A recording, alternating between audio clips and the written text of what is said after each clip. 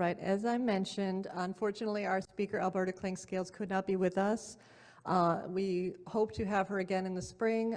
We love hearing from her. I was very excited about today's topic. So I'm just going to introduce you to the founders so that you learn a little bit more about the history of Crane Creek. And I'm going to have her give the actual sermon. So I don't want to step on anyone's toes, but I want to make sure that we do touch on this topic because it's such a wonderful topic, and I'd love you all to know more. So, and of course, as I mentioned, Crane Creek is what is known today as Melbourne, Florida.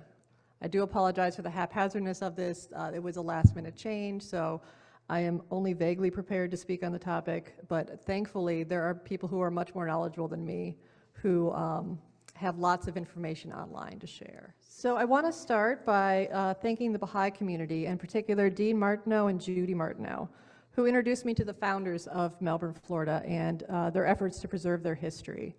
The Baha'is have a strong value of equality and social justice, and in that way I found a kinship with the Baha'is and their UU values. I was invited to attend one of their social book clubs during the pandemic, so of course, like everything, it was on Zoom. And while I was on Zoom, we talked about the founders of Crane Creek in Melbourne. It was a social justice book club, and all the efforts locally to make a permanent monument to honor them.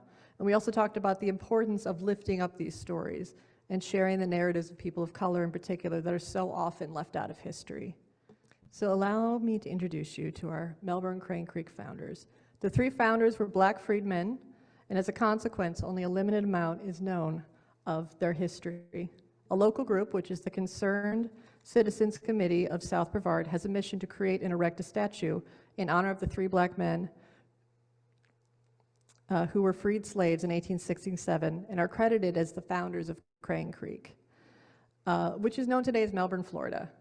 Also, they want to use the founder site to promote a historical awareness of the three black founders and their life experiences as they settled into the territory of Melbourne, Florida.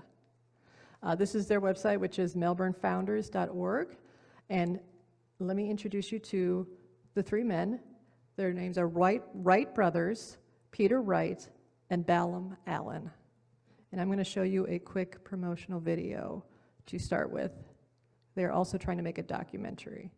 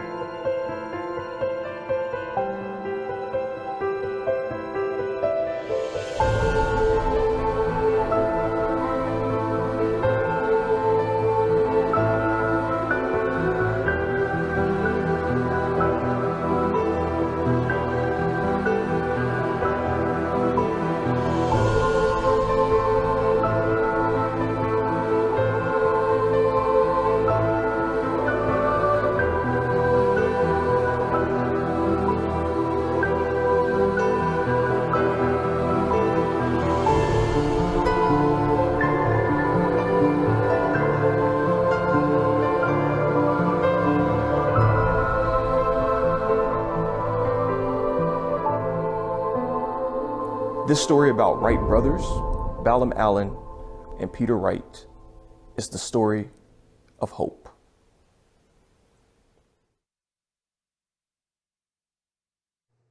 It's a very fascinating story, and like I said, we're just going to touch on it today because Alberta's going to go into much more detail.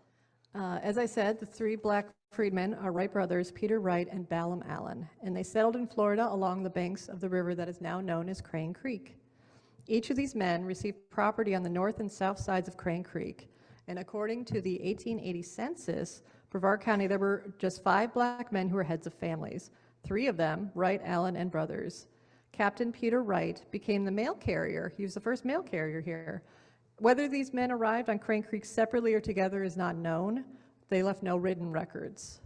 In 1884, a tiny house on the southern banks of Crane Creek Wright and Mary brothers, Robert and Carrie Lipscomb, and Balaam and Selina Allen met for the purpose of organizing a place of worship for themselves and others in the Black community. In 1885, the first church structure for the Allen Chapel AME Church was built on the northern end of what is now Lipscomb Street. This was Melbourne's first house of worship. And now let's get to know a little bit about the founders. As I said, there's limited information known, but this is part of their mission, is to share on this. So let's start with Peter Wright. Peter Wright was fondly known by the residents of Crane Creek as the sailing mail merchant, or Captain Wright. He was released from a life of slavery after the end of the Civil War. As a freedman in 1867, Peter Wright was 25 years old when he sailed from Quitman, Georgia, with his former owner to Crane Creek, or Melbourne, Florida. With the help of his former owner, 160 acres of prime Crane Creek property was staked out as his homestead before his former owner returned to Georgia. This left Peter Wright to start a new life in the marshy, mosquito-infested swamplands of Crane Creek, Florida. All the property that is known as Front Street today was deeded to Peter Wright. However, Peter did not sail alone with his former slave owner. He also sailed to Florida with his brother Richard, known by many as Dick Wright. Richard also became a mail carrier, but there's no oral or written history attributing him to the type of notoriety gained by his brother. Peter carried mail from Titusville to St. Lucie County twice weekly, and Dick carried mail from New Smyrna to Titusville. Captain Peter Wright sailboat was named the Mist, and Dick's sailboat was named the Nellie. So that's what we know so far about Peter. Wright brothers.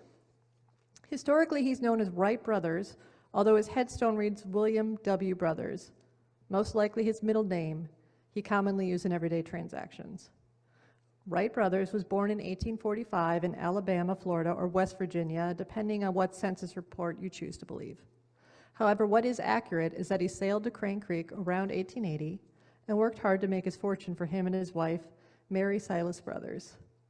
Mary Silas Brothers was trained as a midwife before they sailed to Crane Creek.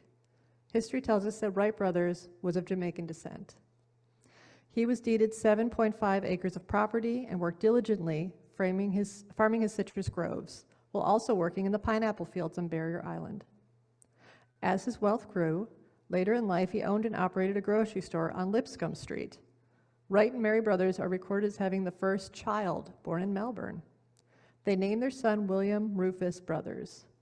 Like his father, William Rufus was also called by his middle name. Although record data indicates that William Rufus Brothers was born in 1882, his grave marker reads 1883. Much of the Wright brothers' history is featured around his son, William Rufus. And then finally, and this is all coming from foundersmonument.org. Balaam Allen. There is little record or oral history available that captures the lives of Balaam and Selina Allen after their arrival to Crane Creek in the late 1800s. Like Peter Wright and Wright brothers, he was freed from slavery upon the cessation of the Civil War. Balaam was the last to arrive at Crane Creek among the trio of the founders. He was 3 years younger than Wright brothers and 6 years younger than Peter Wright. Balaam and his wife Selina also farmed citrus trees on their property, and they were good friends with both Peter and Wright brothers. It's one evening in the home of the Wright brothers that Balaam Allen, Selina Allen, Wright brothers, Mary Salinas brothers, Carrie Lipscomb, and Robert Lipscomb, sitting at the dining room table, made the decision to establish the first Black church in Melbourne, the Greater Allen AME Chapel. This first chapel was built again on the north end of Lipscomb Street in 1885. I'll go ahead and end there, but this is such a worthy cause. I wanted to make sure that you all had this information and to share it freely. And they are raising money to make a monument to honor these men. So I will send you all links. I will put some links in the chat in just a minute. And I would encourage you to freely give and support to this community. So we look forward to Alberta Clinkscale's further talk about this topic. So thank you all very much.